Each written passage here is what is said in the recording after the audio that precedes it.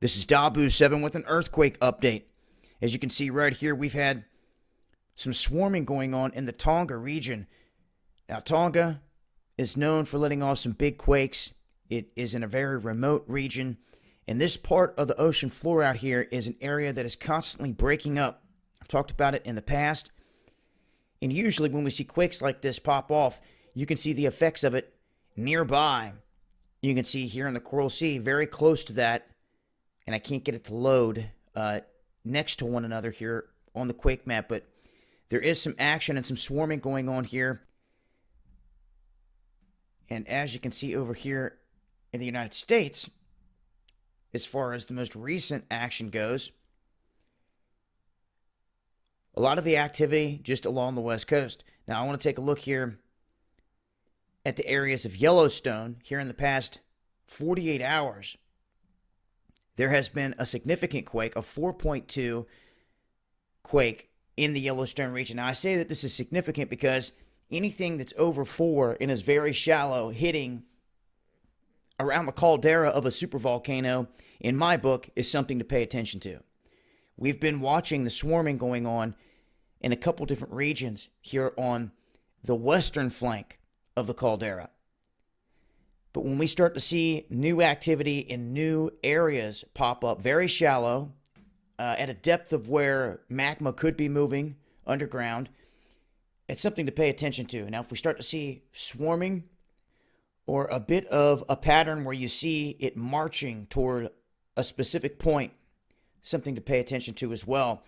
And I've noticed here on the quake map, the areas around the Caribbean have gone absolutely quiet. From my past experience doing this, sometimes when this region goes quiet for this long, we can see anywhere from a 4.5 to 5.5 magnitude quake pop up afterwards. And we've also seen big quakes down here in this region. Mexico had a really big one, probably the biggest quake I reported on in the last earthquake update. And after that, we did not see a significant amount of tremors, although we saw some activity off the coast right there in Mexico City where the initial one hit.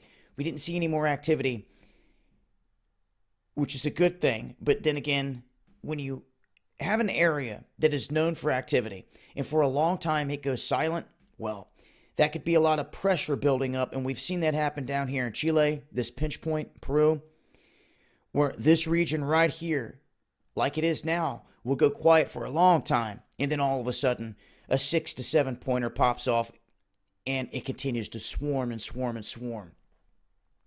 But these areas have been relatively quiet for some time. You can see Ecuador seeing the most recent activity out of all of South America, Central and South America right now.